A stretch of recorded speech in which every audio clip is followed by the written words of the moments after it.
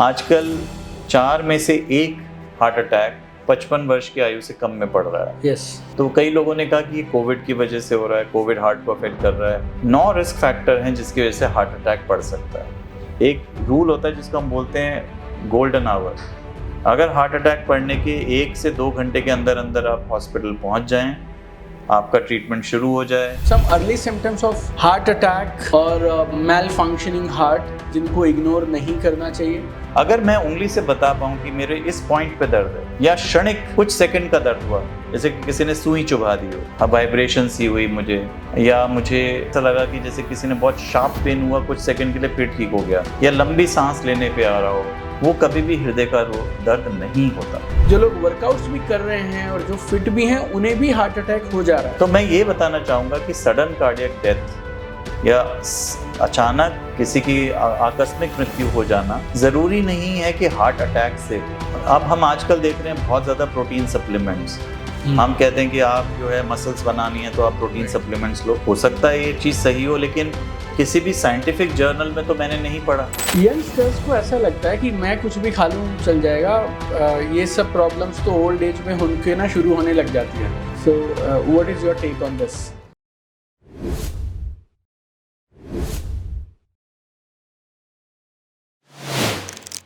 नमस्कार, स्वागत है आपका transformation talks with Deepak Bajaj के अगले एपिसोड में। And I am very excited about this particular episode because आज हमारे जो गेस्ट हैं, he is a doctor for 25+ years. और एक चीज़ है जो हमारे बॉडी में सबसे ज़रूरी है, 24 घंटे धड़कता है, वो है हमारा दिल। और डॉक्टर विनायक ने पिछले 25 सालों से लाखों लोगों के दिलों का ख्याल रखा है। Doctor Vinayak Agarwal, he is the head of clinical cardiology department in Fortis Hospital, Gurgaon, and we are honored, we are privileged that he has taken time for our audience today. So दिल से हम सब लोग मिलकर स्वागत करेंगे हमारे इस खास शो में डॉक्टर विनायक अग्रवाल का। Thank you, Deepak.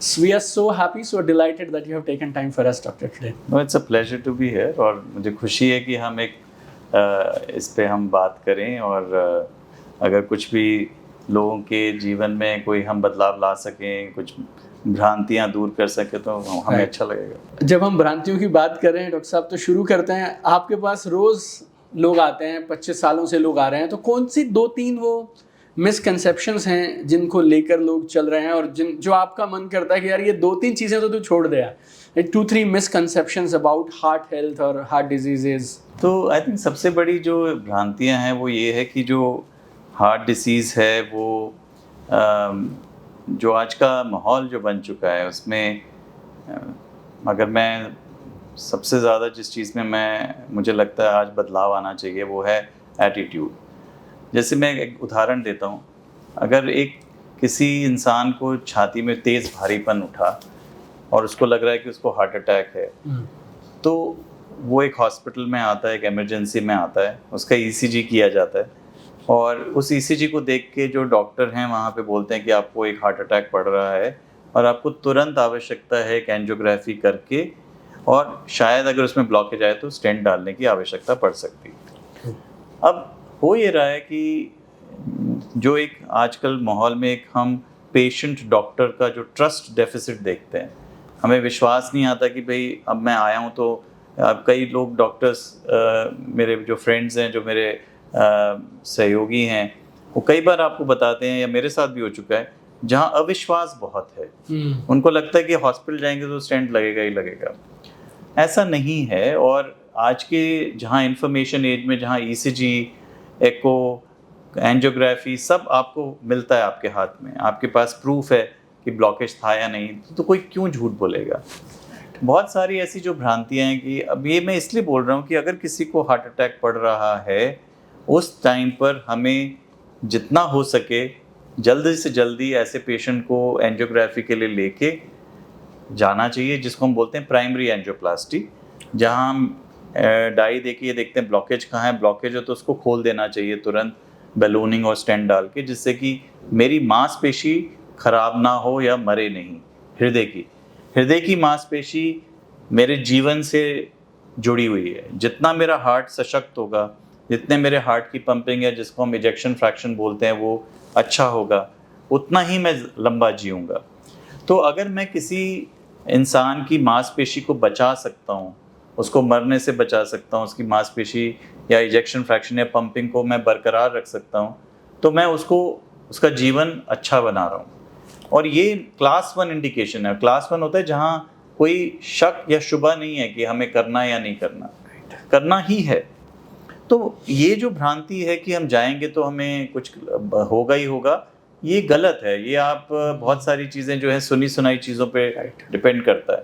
मैं ये नहीं कहता कि कभी कभी 10% लोग गलत निर्णय भी ले रहे होंगे या ब्लैक शीप होंगे किसी प्रोफेशन में, जो कि हर प्रोफेशन में होंगे। Absolutely. But by and large आपको थोड़ा सा विश्वास करके चलना चाहिए।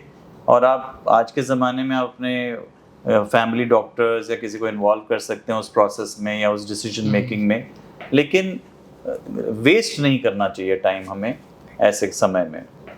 राइट।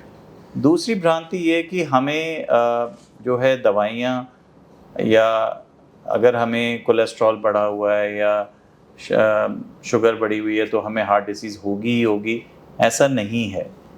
बहुत सारी और भी चीज़ें जो हम डिस्कस करेंगे जो डिटरमिन करती हैं कि क्यों किसी को जल्दी हार्ट अटैक पड़ता है या हार्ट डिसीज़ होती है, क्यों किसी को देर से होती है।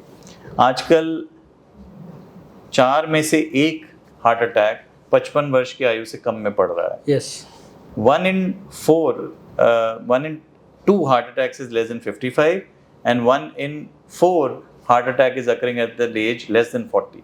मतलब अब 40 साल की उम्र से भी कम आयु के जो लोग हैं, लगभग हफ्ते में 2 या 3 ऐसे मरीज़ मेरे पास आ जाते हैं जिनकी आयु 40 से कम है और वो हार्ट अटैक के साथ आ रहे हैं। तो भारतवर्ष जो है वो एक यंग नेशन है। हम 740 मिलियन, 1 मिलियन का मतलब है 10 लाख। राइट। तो करीब करीब 74 करोड़ जो हमारी जनता है 140 में से वो यंग है, 15 से 60 साल की उम्र की है, और इनमें हार्ट अटैक ज़्यादा पड़ रहा है, जिसके बारे में हम और विचार और डिस्कशन कर सकते हैं। करेक्ट। इस ट्रेंड की कोई वजह आपको पॉइंट आउट आप कर पाएँ कि ये जो 4 में से 2 हैं जो हैं लेस देन 55 ईयर ओल्ड, हाँ, और जो 4 में से 1 हार्ट अटैक हो रहा है वो है लेस देन 40 ईयर ओल्ड। नहीं, 2 में से 1, मतलब 50% जो हार्ट अटैक्स हैं वो लेस देन 55 हो रहे हैं, and 25% of heart attacks are occurring at less than 40। Okay. Any आपको कोई कारण समझ आते हैं सर जो इसको कंट्रीब्यूट कर रहे हो? बिल्कुल। तो एक चीज़ जो हमने इसकी जो सबसे बड़ी भ्रांति जो हमने देखी वो थी कोविड टाइम्स में। तो कोविड के दौरान जब 2020-21 के बाद जब हमने देखा कि बहुत ज़्यादा तादाद में हार्ट अटैक्स या हार्ट से रिलेटेड प्रॉब्लम सामने आने लगी, तो कई लोगों ने कहा कि ये कोविड की वजह से हो रहा है, कोविड हार्ट को अफेक्ट कर रहा है। किसी ने कहा कि कोविड वैक्सीन्स की वजह से हार्ट अटैक्स और सडन कार्डियक डेथ हो रही हैं। अब तो कोविड को गए हुए भी करीब 1.5-2 साल होने को आ रहे हैं, और अभी भी ये ट्रेंड हमें देखने को मिलता है कि यंग हार्ट अटैक्स या यंग हार्ट डिसीज़ जो यंग लोगों में हमें या 40-50 साल से भी कम की आयु में हमें मिल रही है। इसका मेजर कारण कोविड या वैक्सीन नहीं है।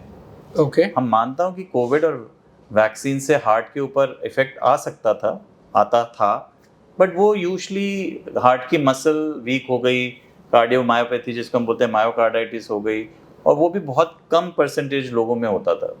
जो हम देख रहे हैं आज वो एक एपिडेमिक है जो हमारे बेसिकली लाइफस्टाइल से जुड़ी हुई है। अब ये सुन के लगेगा अच्छा लाइफस्टाइल, सभी लोग लाइफस्टाइल बोलते हैं, लेकिन मैं उस पर थोड़ा सा डिटेल में बात करना चाहूँगा।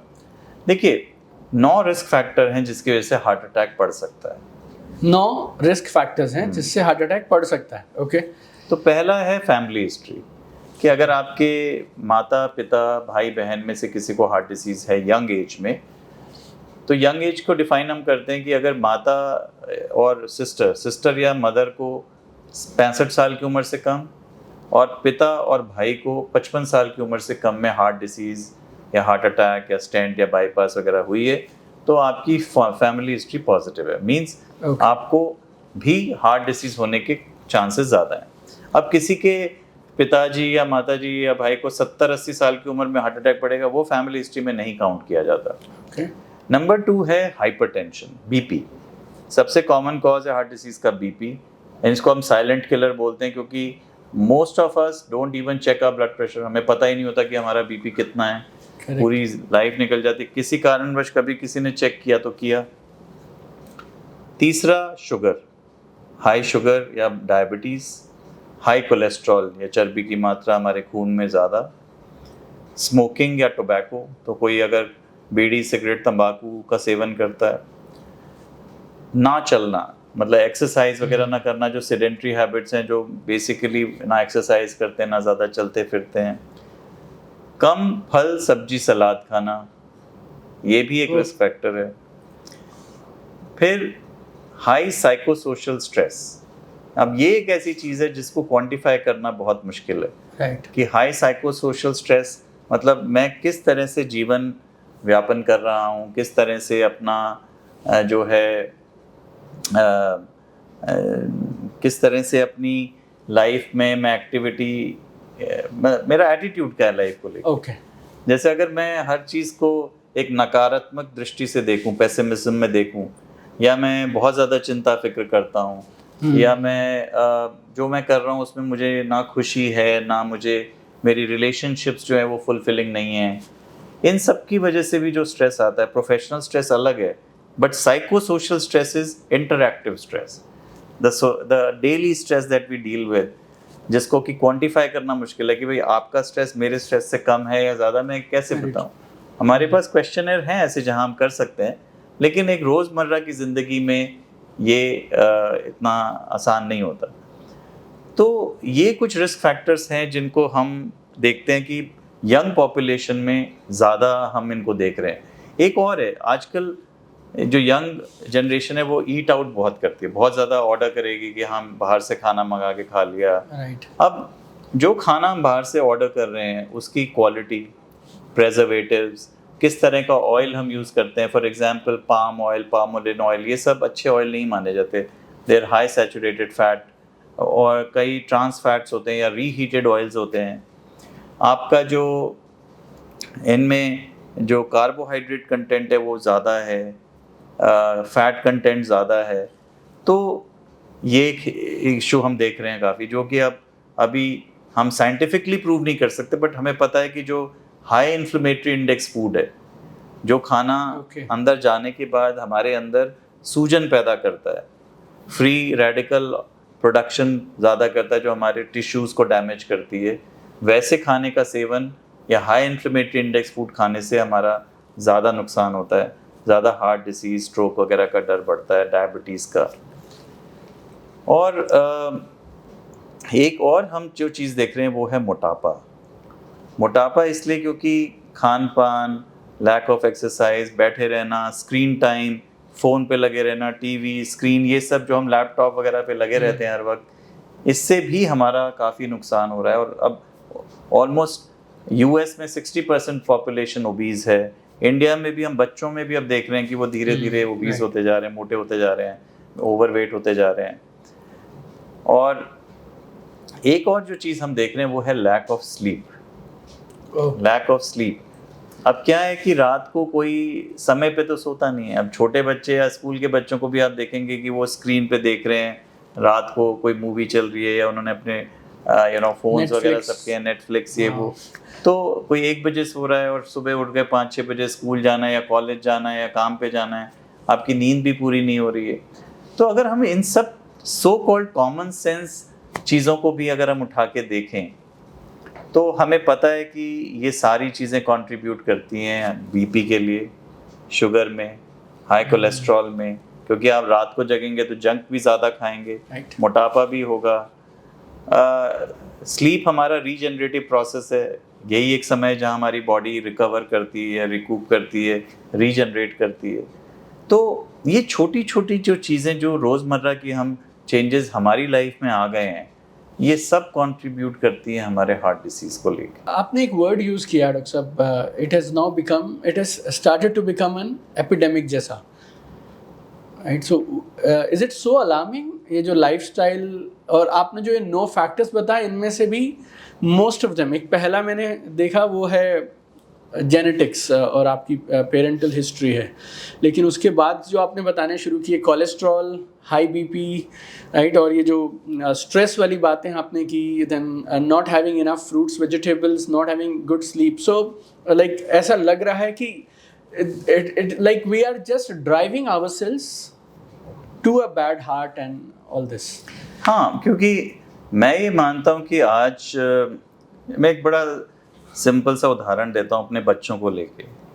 मान लो आप घर आए काम से और आपके बच्चे स्कूल में पढ़ते हैं और आप देखते हैं कि वो बच्चा बैठ के कुछ नहीं कर रहा, बैठा हुआ है आराम से, टीवी भी नहीं देख रहा, कुछ नहीं, बस बैठा हुआ है. और या जिसको हम कहते हैं टाइम वेस्ट कर रहा है ना, तो आपको बड़ा बुरा लगेगा. आपको लगेगा यार ये क्या बच्चा पढ़ नहीं रहा, मेरा बच्चा, इसका कैसे फ्यूचर बनेगा. अब हमने क्या किया है कि पिछले कुछ सालों में मैंने देखा है कि माँ बाप को लगता है कि बच्चों का बस यही काम है, या हमारा हर इंसान का, हमने क्या एक सोसाइटी बना ली है जहाँ पे अगर कोई इंसान कुछ ना कर रहा हो तो वो नाकारा या निकम्मा है. Absolutely. है ना. अब प्रकृति को अगर आप देखें, प्रकृति में जो जानवर है वो अगर शिकार करता है या खाना जुटा के खाने के बाद वो रेस्ट करता है ना. या अगर हम बहुत पीछे जाएं अपने पूर्वजों की तरफ, तो हमारे पूर्वज जो थे वो गैदरर और हंटर्स थे. मतलब वो शिकार किया या खेती बाड़ी करके खाना पीना, शाम को आके रेस्ट किया, खाना पीना खाया, फिर कोई गाना सुना रहा है, कोई गाना बजा रहा है, डांस कर रहा है. इस तरह की लाइफ थी. जो टीवी वगैरह तो होते नहीं थे उस टाइम पे. तो एक कम्युनिटी थी, एक सोसाइटी थी, एक चौपाल टाइप मान लीजिए कि जहाँ लोग बैठ रहे हैं, बातें कर रहे हैं, एक दूसरे से कनेक्टेड थे. वो माहौल तो अब है नहीं. हम कोई किसी बच्चे को देखेंगे बैठा, वो कहेंगे पढ़ नहीं रहा. किसी इंसान को देखते हुए बैठेंगे कि वो काम नहीं कर रहा. तो हमने एक जो सबसे बड़ी हमारे अंदर एक जो खराबी आई है वो ये है कि हम शांति से बिना कुछ किए बैठ नहीं सकते. जबकि मेडिटेशन क्या है, मेडिटेशन भी तो वही है. सेम. आप अपने को एक जिंदगी या एक दुनिया से दूर कर रहे हैं. आप शांति से बैठे हैं जहां आप कुछ सोच नहीं रहे, आप कुछ कर नहीं रहे. तो ये हमारी प्रकृति ने हमें बीच बीच में ब्रेक्स देने के लिए ये बनाया है जहां आप शांत रहें. आप कुछ ज़रूरी नहीं है कि हर वक्त कुछ करते रहना है. हमें अपने आप शांति से बैठना, लोगों से बात करना, अपने लिए समय निकालना, रिक्रिएशन, कुछ खेलना, गाना बजाना, लोगों के साथ हंसी मजाक करना, ये बहुत ज़्यादा ज़रूरी है. अपने बच्चों, अपने आसपास के लोगों को भी थोड़ा सा ढील दें. उनके पीछे ना पड़ जाएं, जान के पीछे कि बेटा तुम पढ़ो, ये ना करो. वो आप अपने बच्चों की डेस्टिनी नहीं बना सकते. वो लिखवा के लाएं वो क्या बनेंगे या क्या नहीं बनेंगे. हाँ, हम अपने बच्चों को अच्छे संस्कार दे सकते हैं कि अच्छे इंसान बने, बहुत मेहनत करें, कड़ी मेहनत करें, क्योंकि बिना मेहनत के तो जो हमारे नसीब में लिखा है वो भी नहीं मिलेगा. तो हमें वो संस्कार देने जो उन बच्चों को आगे के लिए सक्षम बनाएं, लेकिन उनकी ज़िंदगी नहीं लीड करनी. उनको ये नहीं बताना कि तुम ऐसे करो और ऐसे मत करो. उनको अपने डिसीजन खुद लेने में हमें सक्षम बनाना है. कई बच्चे हैं जो मैथ्स में बहुत अच्छे हैं, कई नहीं हैं, कोई साइंस में अच्छा है, कोई म्यूज़िक में अच्छा है, कोई आर्ट्स में अच्छा है, बट हम बच्चों को वैसे बनने ही नहीं देते. हम क्लोन्स पैदा कर रहे हैं स्कूल में कि अगर कोई 90% लेके आया बच्चा वो तो इंटेलिजेंट है, लेकिन कोई 50% लेके आया लेकिन आर्ट्स में बहुत अच्छा है, उसको हम नहीं मानेंगे कि भाई अच्छा हाँ तस्वीरी तो बनाई है अच्छी, या म्यूजिक सेंस बहुत अच्छी है किसी की. वो भी तो एक तरह की इंटेलिजेंस है. Correct. In fact, there are 9 types of intelligence and many more which we don't acknowledge in our school system. Right. तो बहुत ही बुनियादी तौर पे अगर हम लाइफ को देखें तो काफ़ी ज़्यादा तब्दीली लाने की ज़रूरत है. स्ट्रेस को कम करना ज़रूरी है. बहुत ज़्यादा महत्वाकांक्षी होना भी एक बीमारी है. ओके, मैं रिपीट करता हूँ ये वाली बात. आप ये बोल रहे हैं कि बहुत ज़्यादा महत्वाकांक्षी होना, एम्बिशियस होना भी एक बीमारी है जो बाद में बहुत सारी और बीमारियों को जनरेट कर देगी या उधर चली जाएगी. तो महत्वाकांक्षी होना खराब नहीं है, लेकिन जब बहुत ज़्यादा महत्वाकांक्षी से मेरा मतलब है कि जब वो आपकी निजी ज़िंदगी पे हावी होना शुरू हो जाए, आपका सुख चैन छीन ले, आपकी हेल्थ को बर्बाद कर दे, फिर उसका क्या फ़ायदा, फिर उस उतने एम्बिशियस होने का क्या फ़ायदा। So we need to, I think जो हम एक लाइन बोलते हैं, हमें लाइंस ड्रॉ करना या बाउंड्रीज ड्रॉ करना आना चाहिए। जब जितना सही है उतना ही सही है। और बिल्कुल। You think social media has somehow led to more stress? 100%। Okay, 100%। मुझे लगता है कि सोशल मीडिया, आज का जो सोशल मीडिया है वो एक काफ़ी हद तक मुझे लगता है एक सोर्स ऑफ स्ट्रेस बन गया है। मैं अपने जो मैंने महसूस किया मैं वो शेयर करता हूँ। Right. I am sure there will be different opinions.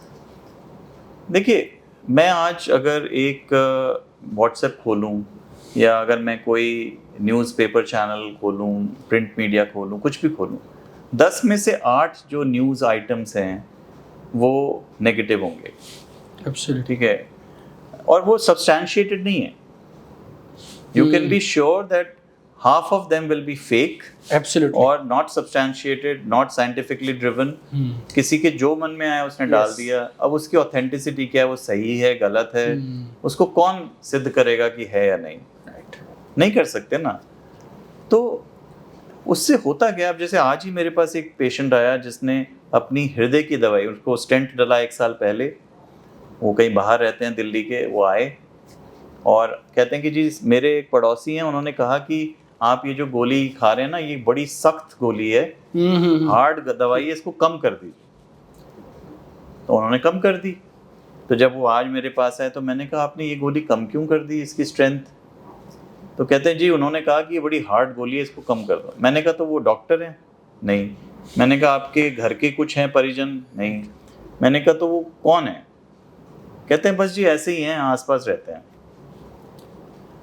तो मैं ये आपको ये कहने की कोशिश कर रहा हूँ कि हम कितने गलिबल हैं कि हम हार्ट की बीमारी होने के बाद, हार्ट स्टेंट डलने के बाद, एक दवाइयाँ जो डॉक्टर ने प्रिस्क्राइब की हैं हम उसको किसी के कहने पे छोड़ दें या कम कर दें, और ये हमें चीज़ हमारी सेंसिबिलिटीज़ को हर्ट नहीं कर रही। जिस व्यक्ति ने उनको बोला कि आप कम कर दो वो भी गलत हैं, जिन्होंने गोली कम कर दी वो भी गलत है। राइट। क्योंकि ये हमारी लाइफ का सवाल है। कुछ गोलियां तो इतनी अनिवार्य होती हैं कि अगर हम उनको बंद कर दें तो कई बार स्टेंट बंद हो जाते हैं, जैसे कि ब्लड थिनर्स।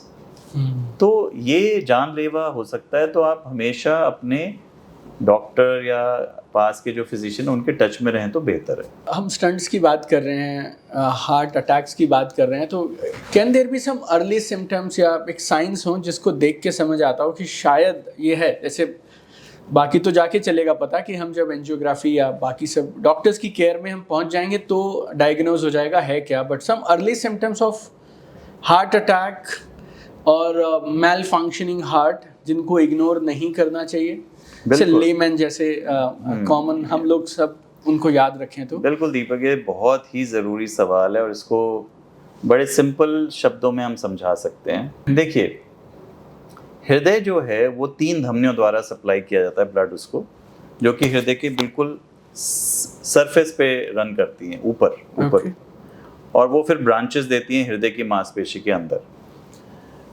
जब तक मेरी धमनी 70% से ज़्यादा ब्लॉक नहीं हो गया, अब हम 70% का मतलब है डायमीटर, ऐसे में देखूं तो ऐसे 70% प्लाक जम गया अंदर, काई जम गई, कोलेस्ट्रॉल जम गया, उसकी वजह से वो तंग हो गई, नैरो हो गई। जब वो 70% नैरो हो जाती है तब हमें सिम्टम्स आने शुरू होते हैं। वो सिम्टम्स क्या हैं? तेज़ चलने पे छाती में भारीपन, सांस फूलना, कमज़ोरी महसूस होना, धड़कन बढ़ जाना, चक्कर आना, बेहोश हो जाना। ये कुछ लक्षण हैं जो हृदय रोग से संबंधित हो सकते हैं, जिसको हम छाती के भारीपन को हम बोलते हैं एंजाइना। लेकिन ये छाती का भारीपन क्या है? तो पहला है कि वो छाती का भारीपन बिल्कुल सेंटर में होगा, इसको हम बोलते हैं सबस्टर्नल। इस ब्रेस्ट बोन या जो हमारा स्टर्नम है इसके पीछे शुरू होता है। हमारा हृदय बीच में है, लेफ्ट पे नहीं है। हमारा जनरली वी नहीं, लाइक हमारा- टच लाइक दिस। हमारा हृदय ऐसा नहीं है, हमारा हाँ। हृदय यहाँ है, ऐसे सेंटर से और थोड़ा सा लेफ्ट, तो Okay. एक्चुअली सेंटर में है और डीप है। तो जब छाती का हृदय का रोग या एंजाइना होता है तो वो हमेशा जो दर्द है वो एक डिफ्यूज दर्द है, जहाँ मैं उसको एक उंगली से नहीं बता सकता कि इधर दर्द है, इधर दर्द है। अगर मैं उंगली से बता पाऊँ कि मेरे इस पॉइंट पे दर्द है, या क्षणिक कुछ सेकंड का दर्द हुआ, जैसे कि किसी ने सुई चुभा दी हो, कोई वाइब्रेशन, हल्की सी वाइब्रेशन सी हुई मुझे, या मुझे ऐसा लगा कि जैसे किसी ने बहुत शार्प पेन हुआ कुछ सेकंड के लिए, फिर ठीक हो गया, या लंबी सांस लेने पे आ रहा हो, मूवमेंट पे आ रहा हो, हिलने डुलने पे, वो कभी भी हृदय का दर्द नहीं होता। ओके। हृदय का जो स्टेबल जो एंजाइना जिसको हम बोलते हैं कि वो हमेशा एक्सर्शन पे आएगा। बहुत गुस्सा आ गया, तेज चल दिए, सीढ़ी चढ़ रहे हैं, भारी सामान उठा के कर रहे हैं, उस टाइम पे कुछ मिनटों में वो पेन बढ़ेगा, धीरे धीरे धीरे रुक जाएंगे, वो काम या कार्य कम कर देंगे तो धीरे धीरे धीरे नीचे आएगा। वो हमेशा सेंटर के आसपास से शुरू होता है, डिफ्यूज मतलब लोकलाइज नहीं है। चलते रहेंगे तो दोनों बाहों में या एक बाह में, जॉ या जबड़े की तरफ, कभी कभी पीठ में भी जा सकता है, सांस फूल सकती है, धड़कन बढ़ सकती है। ये क्लासिकल एंजाइना है। बट जो डायबिटिक हैं, ओल्ड जिनकी उम्र ज़्यादा है, या विमेन जो लेडीज़ हैं, इनमें कभी कभी हमें एक जो क्लासिकल एंजाइना या हार्ट के सिम्टम्स है वो नहीं मिलते, स्पेशली डायबिटिक्स में और बहुत ओल्ड एज में। तो हमें एक सेंस ऑफ सस्पिशन रहना चाहिए। मान लीजिए कोई 30 साल का डायबिटिक है, उम्र उनकी कोई 70-75 साल है, और वो कहते हैं कि बेटा मैं कल तक तो 2 किलोमीटर चल रहा था, आज तो मैं 100-200 मीटर भी चल रहा हूँ तो सांस फूल रही है और छाती में एक मतलब मेरे को ठीक नहीं लग रहा। तो इसको इग्नोर नहीं करना। ओके। क्योंकि इनमें कई 15 से 20% लोगों में साइलेंट इस्कीमिया होता है। इस्कीमिया का मतलब है कि हृदय को पर्याप्त मात्रा में ऑक्सीजन या खून नहीं मिल रहा, तो उनको तुरंत हॉस्पिटल एक बार दिखा लेना चाहिए। और सिंपल टेस्ट जैसे ईसीजी हो गया, हार्ट का अल्ट्रासाउंड जिसको हम बोलते हैं एकोकार्डियोग्राफी, वो हो गया, और भी बहुत सारे टेस्ट हैं। आजकल हमारे पास एक और बिना इन्वेजिव या सेमी इन्वेजिव जैसे सीटी कोरोनरी एंजियो भी हम कर लेते हैं, वो हमारे पास उपलब्ध है। यहाँ पे मैं एक चीज़ बताना चाहूँगा ज़रूर कि आपने व्हाट्सएप पे देखा होगा कि कुछ डॉक्टर्स ही हैं जो प्रपोज करते हैं कि हमें सबको सीटी कोरोनरी एंजियोग्राफी करा लेनी चाहिए, ये जानने के लिए कि आपके हृदय में ब्लॉकेज है या नहीं। तो सीटी कोरोनरी एंजियो जैसे हम सीटी स्कैन करते हैं सिर का या पेट का, ऐसे ही हार्ट का भी होता है जिसको हम बोलते हैं सीटी कोरोनरी एंजियोग्राफी। लेकिन ये एक गलत जो है सलाह है। सीटी कोरोनरी एंजियोग्राफी एक मास स्क्रीनिंग टेस्ट नहीं है। मतलब मैं कहूँ कि 140 करोड़ जनता है हमारी, उनमें से जो 70 करोड़ यंग लोग हैं सबका सीटी स्कैन करा दो, या मैं ये कहूँ कि ठीक है 40 साल के ऊपर के सारे जो है 30-40 करोड़ लोगों का हम सीटी स्कैन करा दें, ये दलील दी जा रही है। पहली बात तो हम 110 ml एक डाई दे रहे हैं आपके खून के अंदर, आपका एक्सरे ले रहे हैं सीटी स्कैन में जो कि रेडिएशन हैजर्ड है। तो एक स्क्रीनिंग मास स्क्रीनिंग टेस्ट की तरह तो इसको कभी यूज़ करना नहीं चाहिए। ओके। और ये महंगा टेस्ट भी है। दूसरा, इससे हम क्या जानना चाह रहे हैं, तो मैं समझाता हूँ। मान लीजिए मैंने अपना एक सीटी स्कैन किया और मेरी एक धमनी में 50% ब्लॉकेज आई। मेरे गांव में किसान हैं भाई हमारे कि जिनका हमने उन्हें बुलाया, हमने कहा जी आप 70 साल के हैं, बीड़ी हुक्का पीते हैं, थोड़ा सा बीपी भी बढ़ा हुआ है, आपका भी हम सीटी एंजियो करके देख लेते हैं, आपको थोड़ी थोड़ी सांस फूल रही है। उनका किया तो हमने देखा उनकी तीनों धमनियों में 90% ब्लॉकेज है। तो अगर मैं आपसे पूछूं कि उस किसान भाई और मुझ में से किसको पहले हार्ट अटैक पड़ेगा, तो आपका क्या आंसर होगा? 90 वाले शायद। 90 वाले का। और तीनों। हाँ। लेकिन ऐसा नहीं है। जिस दिन आप ये समझ लेंगे तो आपको समझ आ जाएगा कि हार्ट अटैक क्यों पड़ता है। तो हार्ट अटैक जो है सब, अगर मैं 3 श्रेणियों के ब्लॉकेज को लूँ, एक 30% ब्लॉकेज, एक 50 से 70% ब्लॉकेज और एक 90% ब्लॉकेज, तो 10 में से 7 हार्ट अटैक 50 से 70% के ब्लॉकेज में पड़ते हैं। ओके। ये जो हमारे जितने भी स्टेंट हैं, बाईपास है, ये हम 70% का ब्लॉक और उससे ऊपर अगर आए तो डाल सकते हैं। 70 के नीचे नहीं डालते हम। 70% से कम ब्लॉकेज होगी तो दवाइयाँ ही देंगे। लेकिन हार्ट अटैक ज़्यादा उसी श्रेणी में पड़ते हैं। क्यों? क्योंकि जो हार्ट, अब ये एक धमनी है, उसके अंदर प्लाक जमा है, तो अगर वो जो काई जमी हुई है वो ब्लॉकेज 50% है और उसकी अगर ऊपरी सतह फट जाए उस प्लाक की, तो सारी चर्बी बाहर आके हमारे खून के अंदर एक क्लॉटिंग कैस्केड बना देती है। मतलब खून का थक्का वहाँ पे बैठने लग जाता है जहाँ पे वो चीरा आया प्लाक के अंदर। प्लाक रप्चर हुआ, वहाँ पे क्लॉट बैठा और वो जो 50% ब्लॉकेज है अगले कुछ मिनट के अंदर ही अंदर 100% हो गई और हार्ट अटैक पड़ गया बिना किसी वार्निंग के। क्योंकि जब तक 70% मेरा ब्लॉकेज नहीं होगा तब तक ना तो मुझे कोई सिम्टम होगा ना ही दिक्कत होगी। मेरा ट्रेडमिल करूंगा, स्ट्रेस इको करूंगा, कोई भी टेस्ट करूंगा वो भी नॉर्मल आएगा। राइट। तो जो सही प्रश्न है वो ये है कि मुझे ये नहीं जानना कि मेरी ब्लॉकेज कितनी है, बल्कि मुझे ये जानना है कि अगर मेरी हृदय की धमनी के अंदर प्लाक जमा है तो उसको मैं फटने से कैसे रोकूं। ये सही क्वेश्चन है। ओके। वो जो मेरा बाबा है 90, उसको जब वो 70% उसकी ब्लॉकेज आई तो वो चलने में सांस फूलने लगा, छाती में भारीपन आने लगा। पहले वो 20 कोस चलता था, फिर 10 पे आ गया, 5 कोस, अब चौपाल में बैठा रहता है। बट उसको हार्ट अटैक नहीं पड़ा आज तक। क्यों? क्योंकि उसका जो प्लाक है वो, उसके अंदर जो कोलेस्ट्रॉल भरा पड़ा है, लिपिड कोर कम है, वो बिल्कुल पत्थर के जितना हार्ड प्लाक है जो कि कई सालों में जाके बना है धीरे धीरे। तो जो लोग चलते फिरते रहते हैं, एक्सरसाइज करते रहते हैं, बहुत ज़्यादा चर्बी और ये सब नहीं खाते हैं, तो उनमें भी ब्लॉकेज हो सकती हैं, लेकिन वो धीरे धीरे बनती हैं 30-40 सालों में जाके, और उनकी जो परत है वो हार्ड होती है, वो फटती नहीं इतनी आसानी से। राइट। तो ये जो आपने ये भी सुना होगा कि किसी ने कहा 20 साल पहले जी मैंने एंजियोग्राफी कराई तो तीनों धमनियां बंद थी, तो हमें डॉक्टर साहब ने कहा कि आप बाईपास करा लो। हमने नहीं कराई, अब 20 साल हो गए और अभी भी हम ठीक चल रहे हैं। तो वो श्रेणी उनकी है, जैसे कि हमारे ये किसान भाई। राइट। तो प्रकृति जो माँ है, प्रकृति सबसे बड़ी डॉक्टर है, वो आपको हर तरह से जिलाएगी। तो छोटे छोटे कोलैटरल्स बना लेती है धमनियाँ, इधर से एक धमनी ने दूसरी धमनी को छोटे छोटे ब्लड वेसल्स या कोलैटरल्स बना के दे दिए तो काम चलता रहता।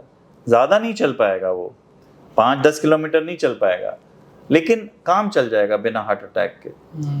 तो आज की जनरेशन जो है उसको हार्ट अटैक इसलिए ज़्यादा पड़ते हैं क्योंकि एक तो उनके जो प्लाक्स हैं वो सॉफ्ट हैं, लिपिड कोर बड़ा है, ऊपर की लेयर थिन है, वो फट जाते हैं। इसको फटने से कैसे रोकें?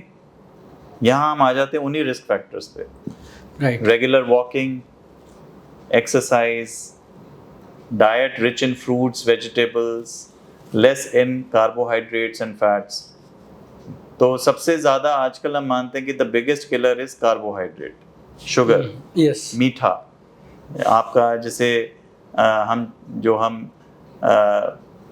मैं हमेशा सबको बोलता हूँ कि आप अपना सब्जी, सलाद, दाल वगैरह ज़्यादा खाओ, रोटी एक कम कर दो, चावल थोड़ा कम कर दो, मीठा बहुत कम कर दो, ठीक है। या फिर ये जो प्रोसेस्ड फूड है, मेरे ख्याल मैदे वाला, हाँ। तो जो प्रोसेस्ड फूड है वो अभी भी, उसके ऊपर और भी बहुत लिटरेचर आ रही है कि जो प्रोसेस्ड फूड में प्रेजर्वेटिव्स हैं, हाई सॉल्ट कंटेंट है, बहुत सारे ऐसे कैंसरस प्रेजर्वेटिव्स या एडिटिव्स हैं, तो ये हमारे शरीर को ज़्यादा डैमेज कर रहे हैं और आज की जनरेशन उसी से ही ज़्यादा अफेक्टेड है। तो घूम फिर के अगर हम देखें तो अगर हमें प्लाक रप्चर से बचना और हार्ट अटैक से बचना है तो मुझे अपना रहन सहन ठीक करना होगा, खाना अच्छा खाना होगा, न्यूट्रिशियस डाइट, जैसे ब्रेड, भुजिया, बिस्किट, ये सब आप अपनी अलमीरा में रख सकते हो 6-6 महीने। आप फ्रेश बनाई हुई रोटी या सब्जी तो नहीं रख सकते, उसको तो फ्रिज में रखना पड़ेगा, खराब हो जाएगी। तो वो कैसे रख रहे हो आप बाहर? क्योंकि वो प्रिजर्व्ड है, प्रिजर्वेटिव है या उसमें सैचुरेटेड फैट से बनी हुई है। तो ये सारी चीज़ें जो है हमारे अंदर जाके इन्फ्लेमेशन करती हैं। हाई इन्फ्लेमेटरी इंडेक्स फूड है जो कि हमारी धमनियों के अंदर की लाइनिंग या एंडोथेलियम को डैमेज करती है और फिर उसी वजह से हमें हार्ट अटैक वगैरह पड़ते हैं आगे चलकर। राइट। पर ऐसा भी सुनने में आ रहा है डॉक्टर साहब बहुत बार ना, या फिर शायद कुछ लोग जो हेल्दी, जो वर्कआउट्स नहीं करते हैं, मूवमेंट नहीं करते हैं, वो ऐसी चीज़ें खोज लाते हैं कि जो लोग वर्कआउट्स भी कर रहे हैं और जो फिट भी हैं उन्हें भी हार्ट अटैक हो जा रहा है, right? So I don't know, पिछले कुछ दिनों में काफ़ी सारी चीज़ें और ये सोशल मीडिया से सामने आ गई। ये बिल्कुल सच कहा आपने। और हमने 4-5 उदाहरण अभी देखे पिछले साल भर में, जहाँ बहुत ही फिट इंडिविजुअल्स जी, जो मैराथन भाग रहे हैं, जो ट्रायथलॉन भागे हुए हैं, या कुछ एक्टर्स हैं जो रोज़ जिम जा रहे हैं, सब कुछ कर रहे हैं, उन्हीं को हार्ट अटैक पड़ गया। राइट। तो ये हमारी जो सेंसिबिलिटीज़ को हर्ट करता है कि भाई एक तरफ तो आप कह रहे हो कि आप एक्सरसाइज करो, राइट। तो जो इंसान एक्सरसाइज कर रहा है फिर उसको कैसे हार्ट अटैक पड़ गया, या उसको कैसे सडन कार्डियक डेथ हो गई। यस। तो ये जो श्रेणी है ये अलग है। तो मैं ये बताना चाहूँगा कि सडन कार्डियक डेथ या अचानक किसी की आकस्मिक मृत्यु हो जाना ज़रूरी नहीं है कि हार्ट अटैक से हो। तो बहुत सारे ऐसे, जैसे आपने देखा होगा कि फुटबॉल फील्ड पे, बास्केटबॉल फील्ड पे अचानक खेलते खेलते कोई इंसान एकदम से कोलैप्स कर गया, कोई डांस कर रहा है एकदम से कोलैप्स कर गया, वो हार्ट अटैक नहीं है। वो यूजुअली रिदम, हार्ट की जो रिदम है वो खराब हो जाने से होता है, जिसको हम कहते हैं अरिथमिया। अरिथमिया मतलब हृदय की धड़कन अचानक से बिगड़ जाना। अब ये जो बिगड़ने के जो कारण हैं बहुत सारे हैं। वो हो सकता है पहले किसी को हार्ट वीक रहा हो जो पता ही ना हो, किसी व्यक्ति की हार्ट की मांसपेशी जन्मजात या हेरिडिटरी जेनेटिकली बहुत मोटी होती है, जिसको हम बोलते हैं हाइपरट्रोफिक कार्डियोमायोपैथी। किसी की ईसीजी बचपन से ही खराब होती है, जैसे कि लॉन्ग क्यूटी इंटरवल, ये एक बीमारियां जहाँ ईसीजी में हमारे जो कुछ खराबियां आ जाती हैं। कभी कभी किसी बीमारी की वजह से भी हो सकता है। तो most of these sudden cardiac deaths are because of arrhythmias like ventricular tachycardia, ventricular fibrillation. कुछ हार्ट अटैक से भी होती हैं आकस्मिक मृत्यु। वो तब होती है जब हमारी बॉडी या हमने जो एक्सरसाइज हम कर रहे हैं वो हमने 3 महीने 6 महीने पहले शुरू की। शुरुआत की 3-4-5 किलोमीटर से, फिर हमने 6 महीने के अंदर ही मैराथन भागने की सोच ली। फिर हमने कहा हम मैराथन से भी आगे करेंगे, तो हमने ट्रायथलॉन कर ली। और हमने हम क्या कर रहे, हमने अपने शरीर को अब्यूज़ करना शुरू कर दिया। मेरे अपने ही फ्रेंड सर्कल में एक मेरे फ्रेंड हैं जो यूएस में रहते हैं और वो बहुत फिट हैं। तो एक दिन उनका फ़ोन आया, उन्होंने कहा कि मेरा जो ट्रेनर है उसने मुझे कहा है कि आप बहुत इंटेंसिव ट्रेनिंग करो, 15 मिनट भागो एकदम तेज़, और पुशअप्स पुलअप्स ये करो, 15 मिनट तेज़ एक्सरसाइज करके एकदम से हॉट बाथ लो, गरम एकदम। फिर उसके बाद वापस आओ, फिर 20 मिनट खूब तेज़ आप एक्सरसाइज करो, और फिर जाके एकदम आइस कोल्ड बकेट जो टब है आपका उसमें आइस भरी हुई है उसमें जाके घुस जाओ। उसके बाद फिर बाहर आओ, फिर एक्सरसाइज करो, फिर एक हॉट बाथ लो। अब ये मैं सिर्फ एक सिंपल उदाहरण दे रहा हूँ जहाँ पे इस तरह की चीज़ें लोगों को बोली जाती हैं कि ये आप करो। अब आप कभी भी इस तरह के टेम्परेचर चेंजेस लाएंगे सडन, तो आप अपनी शरीर को तो दिक्कत देंगे, क्योंकि एक नॉर्मल फिजियोलॉजिकल आपकी बॉडी की आंखें नहीं होती हैं आपके शरीर की, उसको नहीं समझ कि ये हो क्या रहा है, ऐसा क्या हुआ कि एकदम से हॉट हो गया और एकदम से कोल्ड हो गया। तो ये एक ऑटोनॉमिक डिसफंक्शन क्रिएट करता है जहाँ हमारे अरिथमियाज या हार्ट की रिदम खराब हो सकती है, या हार्ट के प्लाक रप्चर हो सकते हैं, और इसी तरह से सडन कार्डियक डेथ कई बार हो जाती है। अब हम आजकल देख रहे हैं बहुत ज़्यादा प्रोटीन सप्लीमेंट्स। हम कहते हैं कि आप जो है मसल्स बनानी है तो आप protein supplements low.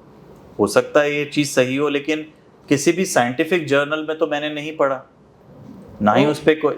So none of them are medications, they are nutritional supplements. अगर आप यूएस एफडीए में भी जाके देखेंगे तो they all are part of nutritional supplements, right, they are not medications.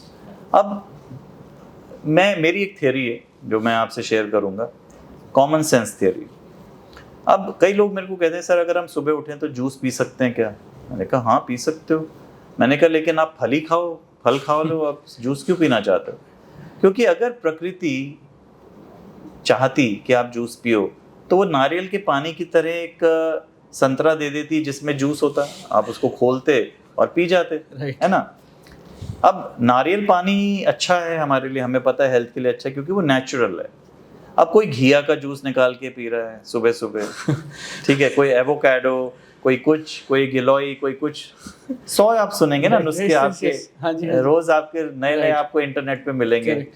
कि ये खा लो, ये पी लो। अब मैं उनसे कहता हूँ चलो मान लिया आपकी बात, तो मुझे एक एविडेंस दिखा दो कि आपने 1000 लोगों को हमने घिया का जूस दिया या ये जूस दिया, करेले वरेले जो भी होते हैं, और मैंने 1000 को नहीं दिया। फिर मैंने उन्हें 5 साल तक देखा कि किस में ज़्यादा हार्ट अटैक पड़ा, किस में नहीं पड़ा। ऐसी कोई स्टडी है? नहीं है। तो मैं कैसे मान लूं कि जो आप कह रहे हैं वो सच है? किस बिना पे मानो? मैं तो नहीं, मैं मना नहीं कर रहा, हो सकता है हो, लेकिन मुझे तथ्य तो दिखाएं, कहाँ पे ऐसा लिखा है।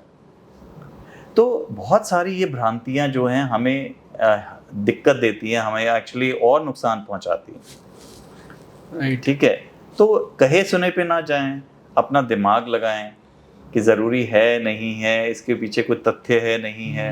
हर चीज़ जो आप इंटरनेट पे या गूगल पे देखते हैं वो सच नहीं है। गूगल एक सर्च इंजन है। आपने डाला हृदय रोग तो आपको 1 लाख पन्ने दे देगा। अब उस हृदय रोग के 1 लाख पन्नों में से जो सही उसका निचोड़ है, वो एक कार्डियोलॉजिस्ट दे सकता है कि भाई ये सही पर्सपेक्टिव है, ये नहीं है। आप तो अपने आप नहीं निकाल पाएंगे ना उस 1 लाख पन्नों में से निचोड़। Very true. तो ये फर्क है। ये बढ़ गया ना डॉक्टर साहब पीछे कुछ सालों में। आई थिंक ओपिनियन लेके आना, आप जैसे आपके पास पहले पेशेंट आते होंगे वो शायद सरेंडर कर देते होंगे कि ये है जी, अब आप बता दें क्या करना है। अब शायद पिछले कुछ सालों में मुझे ऐसा लगता है कि सब जानकारियां ले लेके आते होंगे आपसे, और आधे सवाल तो लोग तैयार करके लाते होंगे कि ये ऐसे होना चाहिए, मैंने ऐसा पढ़ा, मैंने ऐसा पढ़ा। हाँ बिल्कुल, ऐसा तो रोज़ ही होता है हमारे साथ। लेकिन मुझे लगता है कि मैं उसको ना ही बुरा मानता हूँ ना ही कुछ अच्छा। मुझे लगता है ये एक समय परिवर्तन है।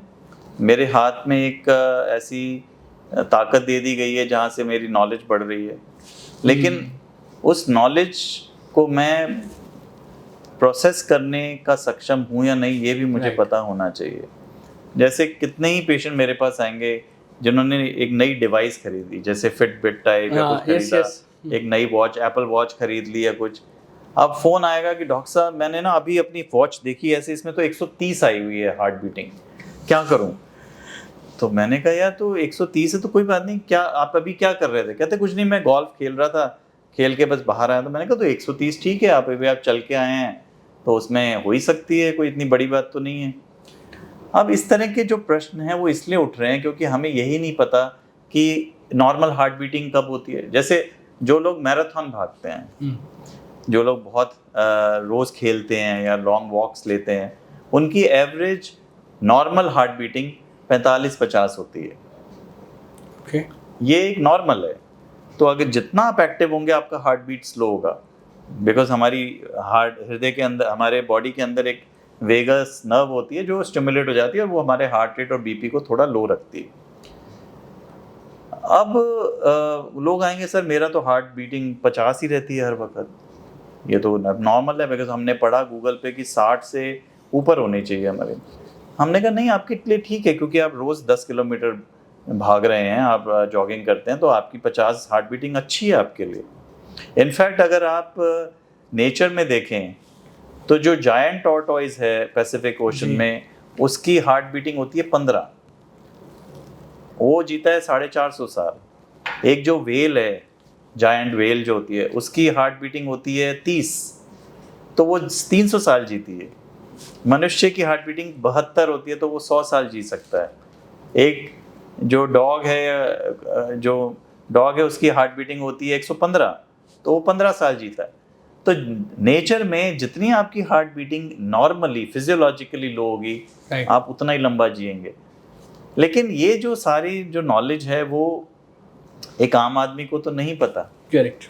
तो वो आप इंटरप्रिटेशन तो तब करेंगे जब आपको उसकी नॉलेज या संज्ञा हो। एब्सोल्युटली। तो जब हम वर्कआउट करते हैं या जब हम ट्रेडमिल पे दौड़ते हैं तो ऐसा भी होता है कि वॉक एक पर्टिकुलर पेस पे होना चाहिए या हार्ट बीट इस पर्टिकुलर बैंड में जाए तो वो वॉकिंग इफेक्टिव होती है या वर्कआउट इफेक्टिव होता है, अदरवाइज चलते रहो, कोई खास फर्क नहीं पड़ता है. So lot of people are giving these kind of judgments again on this. हाँ सच है. और इसको एक्चुअली ये कॉन्सेप्ट शुरू हुआ था हार्ट जोन कॉन्सेप्ट्स की तरह से, कि अगर मैं इस जोन में हूँ, हार्ट जोन 1 to 5 है ना, इस तरह से कॉन्सेप्ट शुरू हुए थे.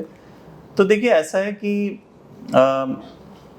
सिवाय 1 या 2 स्टडीज़ के जो साइंटिफिकली स्टडीड है, number of steps that we should take per day should be around 7,000 or so, not 10,000, but anything in excess of 7,000 is good, 10,000 is very good.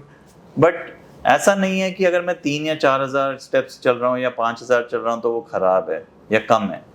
नहीं, ऐसा नहीं है. डिपेंड करता है मेरी सिचुएशन कैसी है. Okay. हमें इतना पता है कि कोई इंसान जितना भी चले, कोई भी एक्टिविटी करे, चाहे छोटी मोटी, वो हमारे लिए अच्छी है. जिस कॉन्सेप्ट को हम बोलते हैं क्यूमुलेटिव एक्सरसाइज. हार्ट रेट जो है वो डिपेंड करता है एक्टिविटी पे. जैसे मान लीजिए मैं जिम गया, मैं वहाँ पे ट्रेडमिल पे भागा, मैंने कुछ वेट लिफ्टिंग की, मेरा हार्ट रेट 150-160 तक जाएगा, जो कि नॉर्मल है. अगर मैं अपने हॉस्पिटल में जो मैं टेस्ट कराता हूँ ट्रेडमिल का TMT टेस्ट, उसमें हम मैक्सिमम प्रिस्क्राइब्ड जो हार्ट रेट है या प्रिडिक्टेड हार्ट रेट है, MPHR हम जिसको बोलते हैं, वो है 220 माइनस एज. तो अगर कोई 40 साल का व्यक्ति है तो उसकी 180 तक जो बीट है वो जा सकती है, अगर वो भागेगा या दौड़ेगा या बहुत तेज चलेगा. उसका भी 85%, मतलब मान लीजिए 160 के करीब तक अगर वो जा रहा है तो भी ठीक है. हम उसी पे टेस्टिंग करते हैं, उसको उस लेवल तक ले जाके देखते हैं कि उसके हार्ट पे क्या असर पड़ रहा है. राइट. तो ये जो जोन्स हैं, they are suggestive. There is nothing absolute about them. Sometimes the heart may go up to 180, sometimes to 120, but मेरा हृदय इतना नाजुक नहीं है.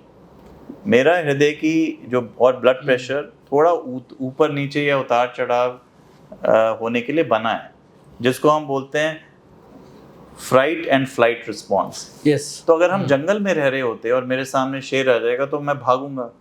अब उसको भागने के लिए मैं डरा हूँ और भागूंगा, तो मेरे अंदर एक पदार्थ है जिसको हम बोलते हैं एड्रेनालिन, वो सिक्रीट होगा, जिससे मेरी हृदय गति और BP बढ़ेगा, तभी मैं भाग सकता हूँ. तो ये मेरा एक प्रिमिटिव डिफेंस मैकेनिज्म इनबिल्ट है. और उसको नीचे लाने के लिए वेगस नर्व है. तो जब उसको नीचे लाना होता है तो वेगस नर्व स्टिमुलेट हो जाती है, पैरासिम्पैथेटिक सिस्टम, तो धीरे धीरे BP और पल्स नीचे आ जाता है. तो हमारी जो बॉडी है वो एक बहुत ही scientifically trillions and trillions of super computers के से भी ज़्यादा एडवांस्ड साइंटिफिक स्ट्रक्चर है. इतनी नाजुक नहीं है. तो unless we start abusing it, right, अगर हम उसका ख्याल नहीं रखेंगे तो मशीन है, खराब तो फिर होगी. हमने स्टार्टिंग में हार्ट अटैक्स के लिए जब बात किया था तो आपने बोला था एक नॉन लोकलाइज्ड, आपको एक सेंटर में हाँ एक हल्का पेन जैसा होता है, तो शायद अनइजीनेस हो सकता है या हैवीनेस हो सकता है. इस केस में अगर हमें समझ आ जाए जैसे कि ये हो रहा है, so what can we do, what's the best thing to do in such cases? ये भी बहुत इम्पोर्टेंट प्रश्न आपने पूछा दीपक. तो देखिए ऐसा है कि अगर मुझे लगता है कि मुझे हृदय आघात पड़ रहा है, तो लोग कहते हैं कि डॉक्टर साहब मुझे ऐसी दवाई बता दो जो मैं बस खा लूं घर पे. तो वो दवाइयाँ क्या हैं? एक कोई कहता है सॉर्बिट्रेट दे दो. अब सॉर्बिट्रेट जो है वो एक ऐसी गोली है जो मैं अगर जीभ के नीचे रखूँगा तो मेरी हृदय की धमनियाँ थोड़ी सी खुल जाएंगी. वो ना तो क्लॉट को घोलेगी जो जम गया है, और ना ही वो हार्ट अटैक से बचा सकती है. तो सॉर्बिट्रेट की गोली मेरे सिम्टम को तो कम कर सकती है. सिम्टम मतलब एंजाइना, वो भी स्टेबल एंजाइना. मतलब पहले ये 1960-70s की बात है जब ये सब होता ही नहीं था, दवाइयाँ वगैरह 1950-60s में. तो होता क्या था कि हमारे पास सॉर्बिट्रेट की गोली थी. कोई इंसान चला 100 मीटर, दर्द हुआ, सॉर्बिट्रेट की गोली खाई, ठीक हो गया, तो फिर वो 1 किलोमीटर चल लिया. तो लोग अपनी पॉकेट में सॉर्बिट्रेट की गोली लेके चलते थे. जहाँ दर्द उठा वहीं पे हमने गोली खा ली और वो हमारा काम चला देती. इसको हम बोलते थे स्टेबल एंजाइना. और उसके लिए सॉर्बिट्रेट की गोली का जो सेवन है वो हम आज भी करते हैं, वो आज भी वैलिड है. लेकिन सॉर्बिट्रेट की गोली हार्ट अटैक रोकने के लिए नहीं बनी और ना ही उसका कोई रोल है. वो सिर्फ सिम्टम रिलीफ के लिए. ये मैं इसलिए समझाना चाहता हूँ कि कभी कभी किसी को हार्ट अटैक पड़ रहा होता है बीपी होता है उसका 80-90, और लोग कहते हैं अरे ये तो हार्ट अटैक पड़ गया और तो सॉर्बिट्रेट दे देते हैं। अब सॉर्बिट्रेट का एक काम है बीपी कम करना, तो आपने 80-90 के बीपी को 60 पे ले आए गोली देके, तो you have done more harm then benefit. तो सॉर्बिट्रेट की गोली बिना बीपी चेक और बिना पेशेंट को देखे नहीं दी जाती। स्टेबल एंजाइना हो, चलता फिरता इंसान हो, चलने पे छाती में भारीपन है, उसने उस टाइम पे ले ली, समझ आता है।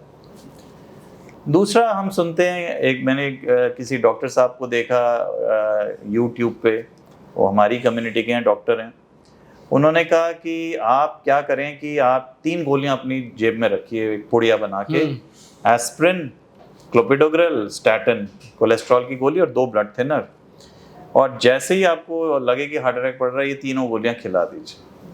अब मैं ये कहना चाहता हूँ कि भाई अमेरिकन हार्ट एसोसिएशन, ऑस्ट्रेलियन या कैनेडियन, ब्रिटिश, सब ने हमें जो है, सबकी हार्ट एसोसिएशंस हैं, तो उन्होंने आज तक ऐसा क्यों दावा नहीं किया या ये आपको हिदायत नहीं दी कि भाई ये 3 गोलियां लेके घुमा करो अपनी जेब में? भाई वो तो आज से 50 साल पहले हमारी अपनी cardiological society of India CSI भी बता सकती थी कि भाई ये गोली खा लिया करो अगर लगे कि हार्ट अटैक है। हमने नहीं बोला, तो उसका रीज़न ये कि इसके लिए, इसके पीछे कोई तथ्य नहीं है। पहली बात तो कोई भी ऐसा ट्रायल नहीं है जिसने बताया कि आप अगर ये गोलियां खा लेंगे तो आपको हार्ट अटैक नहीं पड़ेगा, या आप हार्ट अटैक से बच जाएंगे, या अगर आप इस गोलियां खा के हॉस्पिटल आएंगे तो आपके ऐसे 100 मरीज जो गोली खा के आए हैं उनकी मृत्यु कम होगी, और जो नहीं खा के आए हैं उनकी ज़्यादा होगी। ऐसा कोई हमारे पास साइंटिफिक रैशनल नहीं है, इसीलिए आपको कभी बोला नहीं जाता। प्लस कभी कभी जो हृदय रोग है वो हार्ट अटैक नहीं होता, जैसे एओर्टिक डिसेक्शन, हमारी जो महाधमनी फट जाए, उसमें तो हमें एस्पिरिन देनी नहीं होती, नहीं तो और खून बहेगा और पेशेंट की मृत्यु हो सकती है। किसी को गैस्ट्रिक अल्सर है पेट में, वो भी ऐसा कई बार मिमिक करता है कि ये हार्ट अटैक हो सकता है, आपने अल्सर में और एस्पिरिन खिला दी तो वो और दिक्कत दे देगी। तो जो भी हम निर्णय ले रहे हैं वो ऐसे अंधाधुंध या जैसे अंधविश्वास के बतौर नहीं लेना। आपको जहाँ तक हो सके तुरंत पास के किसी अच्छे अस्पताल में जाके एक ECG कराइए, डॉक्टर की सलाह लीजिए, और एक खून की जांच होती है जिसको हम बोलते हैं हाई सेंसिटिविटी ट्रोपोनिन, एक ब्लड टेस्ट होता है, तो वो करा लीजिए। अगर वो नॉर्मल आते हैं then there is a 98% chance कि आपको हृदय आघात नहीं है। 2% में फिर भी हो सकता है, क्योंकि ECG जो है वो 50% लोगों में नॉर्मल आ सकती है शुरू में। तो यहाँ पे आपके डॉक्टर की क्लिनिकल सेंस आ जाती है कि भाई मुझे लग तो ये हार्ट रहा है लेकिन मेरे टेस्ट नॉर्मल आ रहे हैं, तो ऐसे पेशेंट को रोक लो, रात भर ऑब्जर्वेशन में रख लेते हैं। वहाँ पे भी संशय शुरू हो जाते हैं कि भैया जब ECG नॉर्मल है, टेस्ट नॉर्मल है, तो फिर हमने आपको क्यों रोका? वो कहेंगे ये पैसे बना रहे हैं। उनको ये नहीं समझ आता कि जो मेडिसिन है वो मैथमेटिक्स नहीं है। ये नहीं है कि 2+2 is 4, मेडिसिन में नहीं होता 2+2 is 4। राइट, आज वो 4 है तो कल 3 भी हो सकता है, परसों 5 भी हो सकता है। और यहाँ पे हमारा एक्सपीरियंस काम आता है, राइट, कि कहाँ हमें शक है, कहाँ मेरी क्लिनिकल सेंस बता रही है कि नहीं ये इंसान मुझे ठीक नहीं लगा, देख के नहीं लग रहा कि ये ठीक है, रोक लो, 2-4 घंटे और देख लेते हैं। और ऐसे हज़ारों उदाहरण दे सकते हैं जहाँ हमने पेशेंट को रोका, 2-4 घंटे वो वेट कर रहे हैं इमरजेंसी में, और फिर अचानक उनको हार्ट अटैक हमारे सामने पड़ गया, फिर हम तुरंत उनको कैथ लैब ले गए और फिर स्टेंट वगैरह डाल के उन्हें ठीक कर लिया। वही पेशेंट अगर घर चला जाए तो एक रूल होता है जिसको हम बोलते हैं गोल्डन आवर। अगर हार्ट अटैक पड़ने के 1 से 2 घंटे के अंदर अंदर आप हॉस्पिटल पहुंच जाएं, आपका ट्रीटमेंट शुरू हो जाए, अगर हार्ट अटैक की धमनी बंद है उसमें हम स्टेंट डाल के उसको खोल दें, तो पेशेंट की जान बच जाती है, पेशेंट का कोई जो मांसपेशी वो खराब नहीं होती, हार्ट की पंपिंग कम नहीं होती। इसको हम बोलते हैं the rule of golden hour. The rule of golden hour, ये 2 घंटे तक है। हाँ, 1 से 2 घंटे। गोल्डन आवर मतलब इनिशियल 1 आवर तो बहुत इंपॉर्टेंट है, बट अप टू 2 आवर्स अगर पहुंच जाए तो बहुत ही अच्छा है। राइट। और फिर भी 12 घंटे से एक दिन, पूरा दिन मान लीजिए, बट जितना हो सके पहले 6 घंटे से जल्दी पहले 12 घंटे, तो मैं 3 श्रेणी है, पहले 2 घंटे के अंदर आ गए बेस्ट आउटकम है, पहले 6 घंटे में आए फिर भी काफ़ी अच्छा आउटकम है, 6 से 12 घंटे के बीच में आए ऑनसेट ऑफ चेस्ट पेन से। मुझे अभी दर्द हुआ सुबह 8 बजे और मैं इमरजेंसी पहुंचा मान लो रात के 8 बजे, तब तक मेरा काफ़ी डैमेज हो गया है हार्ट। वही अगर मैं 8 बजे दर्द उठा सुबह और मैं 10 बजे से पहले पहले हॉस्पिटल पहुंच गया, ईसीजी करा लिया और इलाज शुरू हो गया, तो मेरा डैमेज होने के चांसेस लगभग ना के बराबर होंगे। 50% मरीज हार्ट अटैक के हॉस्पिटल नहीं पहुंच पाते। दर्द उठा, मैसिव हार्ट अटैक पड़ा और वहीं पे वो सडन कार्डियक डेथ हो गई। सो इसलिए it's very important to prevent heart attacks. Number 1, if you suspect heart attack, you must rush to the nearest hospital. Don't go to a hospital which is 1 hour away. Right. Go to the nearest which is 5 minutes away. But जहाँ आपको decent facility मिल जाए। Cooking oils in the kitchen have been, Very क्योंकि उसके बारे में बहुत बोला जाता है कि वो बहुत बड़े culprit बोल लीजिए या contributors बोल लीजिए towards healthy heart। तो कुछ चीज़ें ऐसी हैं जो healthy cooking oil बोल के प्रमोट की जा रही हैं, कुछ चीज़ें ऐसी हैं जो ओपिनियन की तरह चारों तरफ चल रही हैं। So which is a good oil, which is not so good oil, what's your advice on this? तो जो कुकिंग ऑयल का जो इशू है उसको मैं ऐसे लेना चाहूँगा कि जो हज़ारों सालों से भारतीय खाना किस में बनता है, देसी घी, कच्ची घानी का सरसों का तेल जो अपने खेत से निकला हो, वही अपनी गाय भैंस से निकाला हुआ घी, घर में बना हुआ घी, इसी से हम खाते पीते आ रहे हैं। तो कोई बाहर वाला आके हमें नहीं बताएगा कि आपको क्या खाना है, इसको समझना बहुत ज़रूरी है। अब जैसे मान लीजिए किसी ने कहा आप ऑलिव ऑयल खाइए, क्योंकि ऑलिव ऑयल एक स्टडीज़ हुई जो मेडिटेरेनियन खाना है जिसमें basically olive oil is used like a dressing. Right. तो ऑलिव ऑयल बहुत अच्छा ऑयल माना जाता है। अब प्रॉब्लम ऑलिव ऑयल की नहीं है कि olive oil is better than देसी घी या वो कच्ची घानी के सरसों से तेल से बेटर है। एक्चुअली ऐसा है ही नहीं। देसी घी में भी कोई बुराई नहीं है, it has a very good mono and poly unsaturated fatty acids. और कच्ची घानी का सरसों का तेल या मस्टर्ड ऑयल भी अपने आप में बहुत अच्छा ऑयल है। प्रॉब्लम ऑयल में नहीं है। हमें कोई एक्स्ट्रा और ऑयल खाने की आवश्यकता नहीं है। आप चाहें तो थोड़ा बहुत एक आध ऑयल और ले सकते हैं, canola oil, olive oil, rice bran oil, ये सब ऑयल अवेलेबल हैं। इनके ऊपर भी आप 1000 चीज़ें सुनेंगे इंटरनेट पे। Right. कोई कहेगा सीड ऑयल मत खाओ, कोई कहेगा ये बहुत ख़राब ऑयल है, दूसरी तरफ ही कोई बोलेगा ये तो बहुत अच्छा ऑयल है। राइट। तो quantity of oil has to be less. 3 से 4 चम्मच, 15 से 20 ग्राम पर डे हमें खा लें चलेगा। इवन हार्ट का पेशेंट भी खा सकता है। ऐसा नहीं है कि हृदय का अगर पेशेंट है तो वो घी तेल नहीं खा सकता। घी तेल कोई ख़राब चीज़ थोड़ी है, क्वांटिटी कम खानी। आप कैसे खाना बनाते हैं, जैसे तला हुआ, रोज़ पराठे खाने, रीहीटेड ऑयल्स, ये सब अवॉइड करना है हमने। राइट। बट आप पराठे खा सकते हैं, क्या दिक्कत है पराठे खाने में? भाई हफ्ते में 1-2 दिन खाना है, खा लो। कोई शादी ब्याह है, कुछ है, खा लीजिए। आपको छोले भटूरे महीने में 1 दिन खाने, खा लो, क्या कुछ नहीं होगा। राइट। तो आपको जीवन का आनंद भी लेना है, आपको एक नॉर्मल लाइफ भी जीनी है। अगर मैं अपने को रोज़ उठ के ये बताऊं कि मैं तो हार्ट पेशेंट हूँ, मैं तो ये भी नहीं कर सकता, वो भी नहीं कर, राइट। मैं उस चीज़ को नहीं मानता। राइट। मुझे लगता है कि एक एज अ डॉक्टर मेरा फ़र्ज़ है अपने पेशेंट को बताना कि भाई आप ठीक हो, आप एक नॉर्मल ज़िंदगी जियो। ऐसे सोच के मत जियो कि मैं ये उठाने से पहले सोचूं खाऊं या ना खाऊं हर बार। Stress will also affect. हाँ, तो वैसे नहीं करना। मतलब ठीक है, रिलैक्स। एक ब्रॉड गाइडलाइन होनी चाहिए कि भाई हाँ, मैं फल सब्जी सलाद ज़्यादा खाऊं, तला हुआ थोड़ा कम खा लूं, सुबह अगर मैंने छोले भटूरे खा लिए तो रात को खिचड़ी खा लूं या मैं फल सब्जी खा लूं। मैं पराठे बहुत ज़्यादा ना खाऊं रोज़ की तरह की, वही जैसे कई घरों में रोज़ ही सुबह सुबह पराठे बन रहे होते हैं लंच में, ब्रेकफास्ट में। तो वो चीज़ें, और सबसे जो खतरनाक है वो है कार्बोहाइड्रेट्स या शुगर, फैट से भी ज़्यादा, ऑयल से भी ज़्यादा। तो we call them the new poisons, you can call them, because of the processed food that जो हमने बोला, भुजिया, ब्रेड्स वगैरह वगैरह, बर्गर्स, पिज़्ज़ा, फ्रेंच फ्राइज, ये सब जो हैं ये आप कभी कभी खाना चाहें ज़रूर खाइए, बट प्लीज़ हमारे घर की रोटी एक ब्रेड से कहीं ज़्यादा हेल्दी है। लोग मल्टीग्रेन खाते हैं, चलेगा, कोई दिक्कत नहीं। आटा थोड़ा कम खाना चाहते हैं, बिल्कुल ठीक है। तो हमें ये समझना पड़ेगा कि जो प्रोटीन युक्त खाना है, हाई प्रोटीन युक्त खाना, वो महंगा होता है। तो over the last 500 years, there was an actually a concentrated collective effort to give the masses cheap food. Maybe it started in the British Raj or whatever.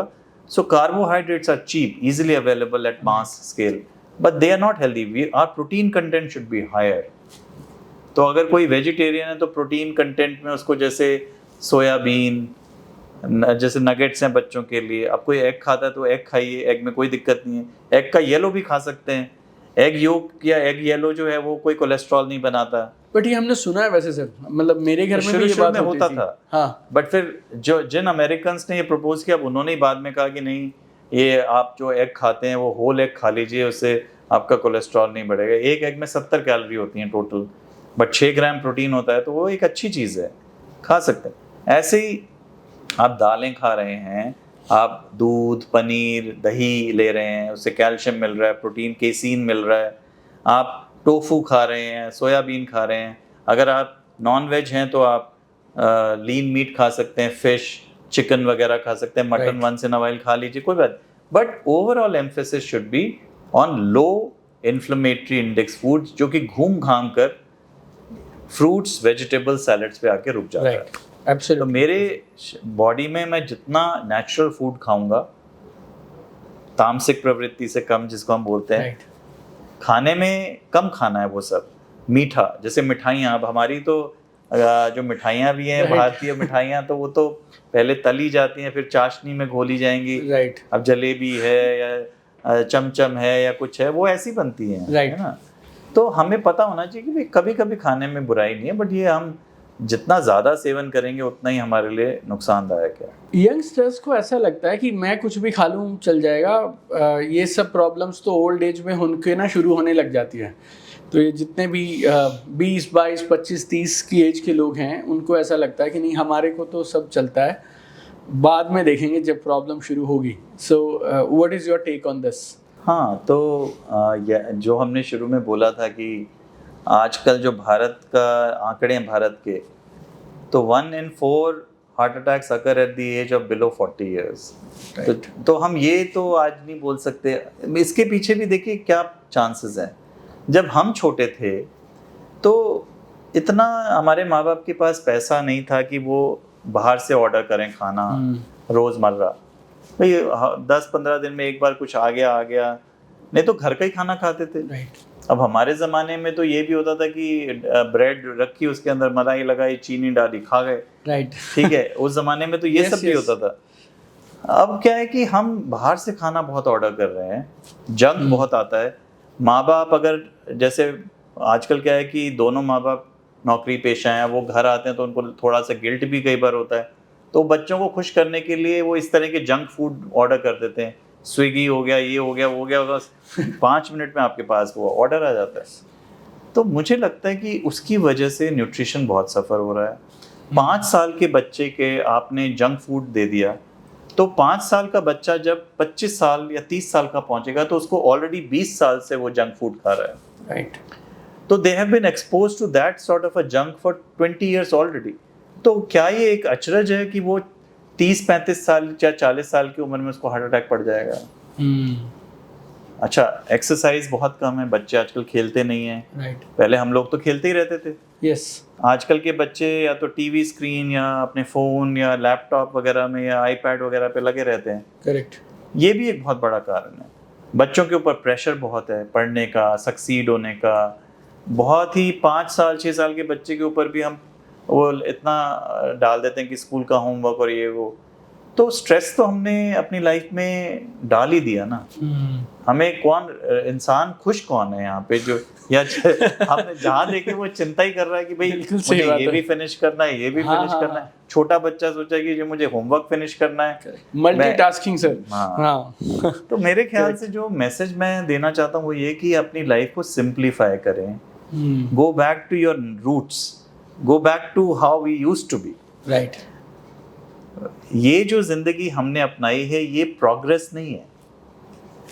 एक बड़ी गाड़ी चलाना, बड़ा घर, बड़े अच्छे कपड़े पहनना, बहुत अच्छे ब्रांडेड शूज या ब्रांडेड क्लोथ्स पहनने से मैं प्रोग्रेस नहीं हो रहा हूँ। I am not getting progressive. I may be actually regressive in terms of my health and mental peace. So there has to be a balance. Right. Do not forget the basics of life. अगर मैं cricket match खेलने जा रहा हूँ, मुझे पता है कि मेरी टेक्निक सबसे अच्छी 5-day मैचेस में होती है, ठीक है, वहाँ पे सक्सीड वही कर सकता है जिसकी टेक्निक अच्छी है। अब मैं T20 खेलना चाहता हूँ, Right. तो क्या मैं उस टाइम पे क्या T20 में मेरी टेक्निक काम नहीं आएगी? क्या टेक्निक तो वही रहेगी, मेरे बेसिक्स तो वही रहेंगे। करेक्ट। तो आप कहीं पर भी किसी भी लेवल पे खेलें, अपने बेसिक्स को ना भूलें। सर, हमने डिस्कस किया कि हार्ट अटैक होने के बाद क्या करना चाहिए, या हार्ट अटैक के सिम्टम्स होते हैं तो वो कौन से सिम्टम्स होते हैं, बट क्या कुछ ऐसे टेस्ट हैं जिससे जैसे मैं मेरी नॉर्मल लाइफ जी रहा हूँ, मैं इसी लाइफ में अभी ऐसा क्या करूं कि वो सिचुएशन ही ना आए कि मुझे वो पेन उठे और फिर मुझे फटाफट से नियरेस्ट हॉस्पिटल में या गोल्डन आवर में जाना पड़े। सो 2 चीज़ें अगर आप हमें बताएं। पहला तो ये कि अभी मैं ऐसा क्या करूं मेरी लाइफ के साथ और मेरे लाइफ स्टाइल के साथ, सो दैट वो सिचुएशन ही ना आए हार्ट अटैक वाली। और इसी से जुड़े हुए अगर क्या कोई टेस्ट हैं जो मैं रेगुलर बेसिस पे 6 महीने में, 1 साल में, या व्हेनेवर यू रिकमेंड, मैं करा लूँ जिससे प्रिकॉशन, जिससे मैं टाइम से अलर्ट हो जाऊँ बेसिकली। हाँ, बहुत रेलेवेंट सवाल है ये। देखिए, ऐसा है कि हमें कुछ बहुत ज़्यादा नहीं करना, सिंपल चीज़ें, सिंपल थिंग्स ऑफ लाइफ। तो अगर मान लीजिए मैं ये मान के चलूँ कि मुझे रोज़ करीब आधा घंटा एक्सरसाइज करनी है, जिसको हम moderate to high intensity exercise अपनी साइंटिफिक लैंग्वेज में बोलते हैं, जैसे कि तेज़ चलना, जॉगिंग। अब कोई अगर मान लीजिए 30 साल का व्यक्ति है, लेट्स स्टार्ट फ्रॉम 20 ईयर्स। अब 20 साल का कोई यंग मैन है या यंग वुमन है जो चाहते हैं कि भाई मैं आगे हेल्दी रहूं पूरी लाइफ, तो वो क्या करे? तो सबसे पहला तो अपनी लाइफ में एक रेगुलर पैटर्न लाएं जिसमें हम एक्सरसाइज अनिवार्य हो जाए, at least 5 to 6 days a week, जहाँ पे मैं आधा से 1 घंटा एक्सरसाइज कर रहे हैं, जिसमें walking, jogging, some strength training. Strength होती है जैसे वेट लिफ्टिंग, पुशअप्स, पुलअप्स, ये स्ट्रेंथ ट्रेनिंग में आ जाते हैं। Yoga can be called as So yoga is a mix Surya of namaskar वगैरह। So yoga is a mix of cardio and strength, क्योंकि हम अपने बॉडी स्ट्रेंथ को यूज करते हैं योगा में, which is also kind of a resistance strength training. Right. But ये दोनों ज़रूरी हैं। पहले, अब जैसे एग्जांपल देता हूँ कि पहले क्या था कि चक्की से आटा पिछवा के ला रहे हैं, अब वो 5 किलो का कनस्तर एक हाथ में, दूसरे हाथ में 5, ऐसे करके वो 1 किलोमीटर चलता हुआ जा रहा है, वो स्ट्रेंथ ट्रेनिंग है, राइट। तेज चलना, साइकिल चलाना, स्विमिंग करना, ये कार्डियो है। तो दोनों अनिवार्य हैं और दोनों हमारे बचपन से अगर हम इनको फॉलो करें तो ये बहुत ज़रूरी है। खेलना, खुश रहना, अब जितना मज़ा आपको खेलने में आता है, बैडमिंटन, क्रिकेट, जो आपको अच्छा लगे वो आपको ज़रूर बच्चों को भी प्रोत्साहित करना चाहिए कि वो करें बचपन से। तो एक तो हो गई exercise, both cardio and strength. दूसरी हम आ जाते हैं खाना पीना। तो खाने पीने में ना देखिए ऐसा है कि सिंपल चीज़ें हैं, आप सब कुछ खा पी सकते हैं, आप तला हुआ भी खाइए, मीठा भी खाइए, सब कुछ खाइए जो खाना, लेकिन आपका जो 90% खाना और 90% डेज ऑफ अ वीक, 5 से 6 दिन जो आपके हफ्ते में खाना सिंपल होना चाहिए। परफेक्ट। ज़्यादा फल, सब्जी, सलाद हो, दालें हो, सब्जियां हो, रोटी चावल वगैरह कम, मीट वगैरह थोड़ा कम, बैलेंस्ड जिसको आहार बोलते हैं वो होना चाहिए। तो हम अगर बैलेंस्ड खाना खाएंगे जिसमें हम जैसे भारतीय खाना तो अपने आप में ही काफ़ी मेडिसिनल है, सारी जितने भी हम मसाले वगैरह डालते हैं, चाहे वो हल्दी हो, हींग हो, जीरा हो, कुछ, वो सारी मेडिसिनल प्रॉपर्टीज़ है। तो हमारा तो खाना, भारतीय खाना काफ़ी अच्छा है, इसमें कोई दिक्कत नहीं है। जहाँ तक हो सके कम जंक फूड खाएं, कभी कभार ज़रूर खा सकते हैं बट कम। अल्कोहल का सेवन कम से कम करें। अल्कोहल डायरेक्टली हार्ट डिसीज से नहीं जुड़ा, हार्ट अटैक से, लेकिन वो 3 गुना ज़्यादा हमारा हार्ट अटैक, कैंसर का रिस्क बढ़ाता है। Smoking and tobacco, bidi, cigarette, तंबाकू किसी भी मात्रा में, चाहे 1 सिगरेट, 1 बीड़ी भी हमें हानिकारक है, तो वो तो कम्प्लीटली नो है, वो तो बंद होना बहुत ही अनिवार्य है। ये हो गई आदतें जो है हमारी अच्छी होनी चाहिए। और जो सबसे इम्पोर्टेंट है मेरे हिसाब से वो है रेगुलर चेकअप। 20 साल की उम्र से आप हर 5 साल अपना लिपिड प्रोफाइल करा लीजिए, कोलेस्ट्रॉल चेक कर लिया, शुगर चेक कर ली, बीपी चेक करा लिया। ज़्यादा नहीं, 5 साल में एक बार, ओके। ज़्यादा तो नहीं है ना। नहीं। लेकिन मान लीजिए मैंने 20 साल की उम्र में अपना कोलेस्ट्रॉल चेक कराया और मेरा ट्राइग्लिसराइड लेवल 800 आया, या मेरा एलडीएल 200 आ गया, क्योंकि ट्रिपल या डबल है, तो ये यूजली जेनेटिक होते हैं। 10% जो पेशेंट्स हैं जिनको हम अगर कोलेस्ट्रॉल टेस्ट करें तो बहुत हाई आते हैं, जिनको बचपन से जेनेटिकली ही उनका लिवर जो है वो चर्बी या कार्बोहाइड्रेट्स को ठीक से प्रोसेस नहीं करता, तो उनके बहुत हाई लिपिड लेवल्स होते हैं जो कि साइलेंट होते हैं, पता ही नहीं लगता। पता लगेगा 40 साल की उम्र पे जब हार्ट अटैक पड़ेगा, तब आप रियलाइज़ करेंगे ओह मेरा ज़रूर हाई कोलेस्ट्रॉल रहा होगा इसलिए पड़ा। तो अगर मैं हर 5 साल ये चेकअप कर लूँ शुरू में, तो मैं तुरंत सही ढंग से अपना जीवन व्यापन कर सकता हूँ। अगर मुझे कोई दवाई खानी है जैसे कोलेस्ट्रॉल की स्टैटिन्स, वो खा सकता हूँ। बीपी चेक कर लिया तो पहले ही पकड़ लिया। अगर कोई ओवर वेट है तो मैंने अपना वेट चेक किया, बीपी बढ़ा हुआ है तो वेट लॉस कर लिया। शुगर चेक की तो HbA1c बढ़ा हुआ है या फास्टिंग शुगर बढ़ी हुई आ रही है, तो तुरंत मैंने उसका निवारण कर लिया। तो ये तो हम कर ही सकते हैं अगर हम जल्दी शुरू करेंगे। अच्छा, मान लीजिए किसी के फादर को मदर को 30 या 40 साल की उम्र में हार्ट अटैक पड़ गया, तो 12 साल के बाद ही बच्चे के कुछ टेस्ट करा लेने में कोई बुराई नहीं है, स्पेशली अगर जेनेटिकली हाई कोलेस्ट्रॉल वगैरह देखा गया माँ बाप में। बाकी जो चीज़ें हैं कि मैं टेस्ट कौन से करा सकता हूँ, इमेजिंग टेस्ट, तो जैसे TMT है, स्ट्रेस सीको है, ये यूजली उन लोगों में हम कराते हैं जिनमें ऑलरेडी रिस्क फैक्टर्स हों, डायबिटीज़ हो, स्मोकिंग करते हो, फैमिली हिस्ट्री स्ट्रांग हो, तो इन लोगों में, या किसी को वेग सिम्टम्स हो जहाँ हमें शक हो कि शायद हो सकता है, वहाँ पे हम स्ट्रेस सीको, TMT, स्ट्रेस वगैरह करा सकते हैं। किसी में CT एंजियोग्राफी करा देते हैं हम, जहाँ हमें शक हो कि भाई इसको जो सिम्टम्स हैं वो हार्ट के हो सकते हैं, या किसी की फैमिली हिस्ट्री में सडन कार्डियक डेथ की हिस्ट्री हो बहुत अर्ली, मल्टीपल लोगों को, उनमें हम कई बार CT कॉर्नी एंजियो एडवाइस कर देते हैं। नॉन इन्वेजिव टेस्टिंग, जैसे कि हमारी गर्दन में ये जो कैरोटिड आर्टरी होती है, इसकी थिकनेस, जिसको हम बोलते हैं कैरोटिड इंटिमा मीडिया थिकनेस, वो अल्ट्रासाउंड से पता लग जाती है। अगर वो ज़्यादा मोटी है तो वो इसका मतलब है कि आपका हो सकता है कि आपको आगे चलकर हार्ट डिसीज़ होने की संभावना ज़्यादा हो। Same is coronary CT calcium score. ये एक बहुत ही अच्छी बड़ी सिंपल सी टेक्निक है, जहाँ CT स्कैन है प्लेन एक्सरे की तरह, no dye, no needle, simple गए 5 ना आपको फास्टिंग चाहिए, गए एक्सरे कराया, CT कराया, प्लेन CT, और नॉर्मल कैल्शियम स्कोर, धमनियाँ जो हमारे हृदय की धमनियों में अगर कैल्शियम डिपॉजिट है तो वो एक सूचक है कि आगे चल के हार्ट अटैक हो सकता है। तो मैं तुरंत उसके जो भी मुझे जैसे कोलेस्ट्रॉल की गोली, स्टैटिन्स वगैरह खानी है, खा सकता हूँ। तो इस तरह की कुछ टेक्निक्स हैं जिससे हम समय से पहले पकड़ सकते हैं हार्ट अटैक के चांसेस। और भी एक जो आजकल हम प्रपोज कर रहे हैं वो है स्कोरिंग सिस्टम। जैसे कुछ स्कोर है, फ्रेमिंगम स्कोर, इंडिया के लोगों में हम मानते हैं कि जो JBS 3 स्कोर है, जॉइंट ब्रिटिश सोसाइटी स्कोर कहते हैं उसको, जिसमें काफ़ी सारे एशियंस भी उस स्कोरिंग सिस्टम में इन्वॉल्व थे डेवलप करने में। तो उससे हम ये बता सकते हैं कि अगर मेरा स्कोर हाई आता है तो आगे 10 साल में चल के मुझे हार्ट अटैक पड़ सकता है। तो वो एक सिंपल 1 पेज स्कोरिंग सिस्टम है जो आपको इंटरनेट पे भी मिल जाएगा। JBS 3. JBS So we need to answer some questions? Yes. Okay. It's a questionnaire. Lifestyle questionnaire? It is a lifestyle question. Okay.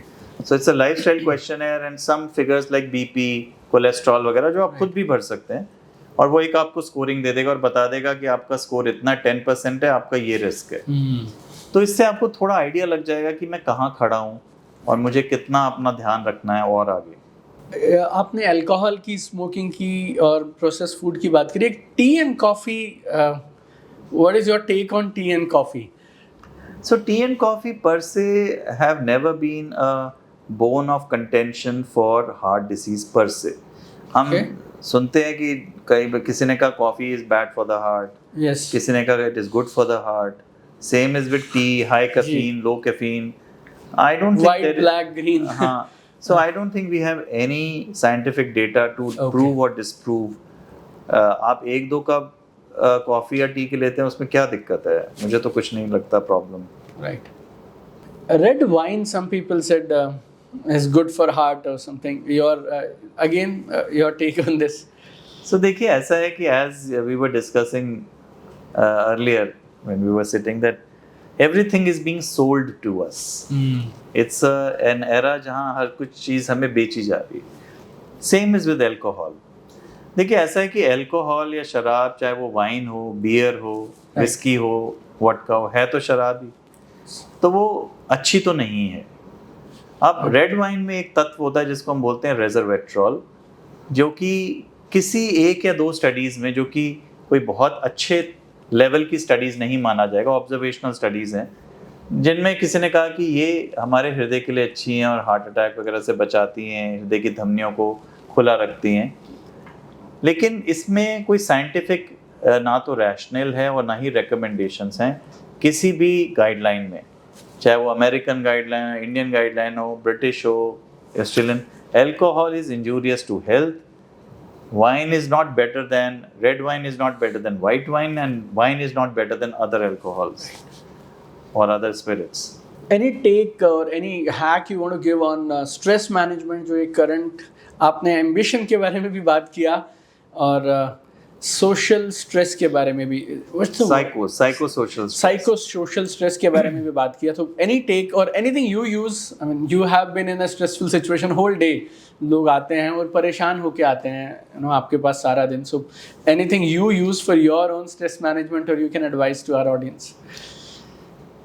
I think हम जो भारत में जो हम पैदा हुए हैं भारत में, हम बहुत लकी हैं। मैं ये मानता हूँ कि हमारा जो भारतीयता है उसमें अपने आप ही इनबिल्ट स्ट्रेस रिलीज या स्ट्रेस रिलीफ है। जैसे अगर मैं जो अपनी ज़िंदगी जीता हूँ वो इस पे कि मैं जीता हूँ कर्मवाद पे, कि मुझे कर्मठ होना है, मुझे हार्ड वर्क करना है, तो मेरा जीवन जीने की शैली कर्मवाद है। जो मिल गया वो भाग्यवाद है। तो मैं गीता को फॉलो करता हूँ अपने एक तरह के वे ऑफ लाइफ के लिए, जिसमें वही जो हम हमेशा बोलते हैं कि आप कर्म करो, फल की इच्छा मत रखो। Right. तो इसका मतलब क्या? इसका मतलब ये कि मैं कर्म तो करूँ। अब मेरे को मुझे अगर कुछ किसी लेवल पे पहुंचना है, मुझे कुछ बनना है, मुझे कुछ इच्छा है, मैं मेहनत नहीं करूंगा तो नहीं पहुंचूंगा। तो बिना मेहनत के तो आप कहीं भी नहीं पहुंचने वाले। तो मेहनत करिए, फिर जो मिलता जाए उसको एक्सेप्ट करते जाइए। हमें सबसे ज़्यादा प्रॉब्लम, दुख या डिसअपॉइंटमेंट तब होती है जब जो मैं चाहता था मुझे वो नहीं मिला, और मैंने कहा मुझे क्यों नहीं मिला, मैंने तो पूरी कोशिश की, फिर क्यों नहीं मिला। Right. तो यहाँ पे आ जाता है भाग्यवाद या डेस्टिनी। डेस्टिनी ये है कि आपको जो मिलना है वही मिलेगा। आपके प्रारब्ध में ही लिखा गया कि आपका जीवन कैसा होगा। अब ये कंट्रोवर्शियल है, मैं इसको प्रूव या डिस्प्रूव नहीं कर सकता। Yes. मैं मानता हूँ इस चीज़ को कि कुछ हद तक हमारी जो लाइफ है वो प्री डेस्टिन्ड है। तो फिर मेरा क्या रोल है, मेरी फ्री विल क्या है? Yes. मेरी फ्री विल है कि मैं कौन सा पथ चूज करता हूँ। मैं अच्छे ढंग से भी चल सकता हूँ, मैं एक बुरा रास्ता भी अपना के चल सकता हूँ। मैं मानता हूँ कि पहुँचेंगे तो हम सब वहीं, अगर डॉक्टर बनना है बनेंगे, अगर मेरे को 50 साल की उम्र में किसी हेड ऑफ द डिपार्टमेंट बनना है बनूंगा। मेहनत नहीं करूँगा एक क्लिनिक का बन जाऊँगा, मेहनत करूँगा तो किसी बड़े अस्पताल का बन जाऊँगा, बनूंगा ज़रूर। ये मैं मान के चलता हूँ। तो मुझे लगता है कि आप जब अपनी लाइफ में मेहनत करना सीख जाएं और उसको एक वे ऑफ लाइफ बना लें, लेकिन जो जीवन आपको देता जाए उसको रेजिस्ट नहीं करें, क्वेश्चन नहीं करें, जो भरसक प्रयास कर सकते हैं करें, Absolutely. बाकी एक्सेप्ट कर लें, तो फिर हमारा जो कम हो जाएगा जो स्ट्रेस आता है जब मैं मानने के लिए तैयार ना हूँ कि मेरे साथ ऐसा क्यों हुआ, या मैं नेगेटिविटी में जीता रहूँ कि मेरे ही साथ ऐसा क्यों हुआ, मुझे ये नहीं मिला, वो नहीं मिला लाइफ में, मेरे बॉस ने मेरी प्रमोशन नहीं की, उसकी कर दी, मुझे इतना ये नहीं मिला। तो मैं कंपैरिजन ही करता रहता हूँ लाइफ में। कंपेयर नहीं करना चाहिए। किसी को नहीं पता होता है इंसान को कि किसी और की ज़िंदगी में क्या सुख क्या दुख है। दूर से देख के कई इंसान आपको लगेंगे बहुत खुश हैं, Absolutely. ऐसा नहीं होता। हर इंसान की ज़िंदगी में कुछ सुख और कुछ दुख निहित है, मिलेगा, एक्सेप्ट कर लो। बी हेल्पफुल, जहाँ बी काइंड। मैंने जैसे शुरू में भी कहा कि महत्वाकांक्षी होना खराब नहीं है, अच्छी चीज़ है, लेकिन बहुत ज़्यादा महत्वाकांक्षी होना खराब है, जहाँ वो आपकी हेल्थ या मानसिक सुकून छीन ले, Right. उसका कोई फ़ायदा नहीं। So, Dr. Vinayak, it was wonderful speaking to you. Anything in the end you would like to say to our audience, और कोई एक खास चीज़ या आई थिंक मैं सिर्फ एक ही चीज़ बोलना चाहता हूँ, सिर्फ एक ही सेंटेंस बोलूँगा, वो है keep it simple. Keep it simple, stay close to nature, be your own self, know who you are, अपने को जानना ज़रूरी है, and keep it simple. Alright, तो ये थे हमारे साथ डॉक्टर विनायक अग्रवाल, और बहुत सारे मिथ और बहुत सारी मिसकंसेप्शंस जिनको लेकर हम लोग चल रहे हैं सोशल मीडिया के थ्रू या हमारे पड़ोसियों के थ्रू, जो हमें अल्टीमेटली हमें हमारी हेल्थ को और हमारी हार्ट हेल्थ को ख़राब करती हैं, वो हमने बहुत सारी आज तोड़ी हैं। और ये एक ऐसा एपिसोड है जो आप पूरे परिवार के साथ देख सकते हैं, और एक ऐसा ट्यूटोरियल हमने आज बना लिया जो शायद आपके लिए एक बार वॉच करने वाला नहीं, शायद आप इस एपिसोड को बार बार रेफर कर सकते हैं। तो एक बार हम सबकी तरफ से दिल की गहराइयों से बहुत सारा धन्यवाद डॉक्टर विनायक अग्रवाल का। Thank you so much. Thank you Deepak. Thank you so much sir, it was really really wonderful.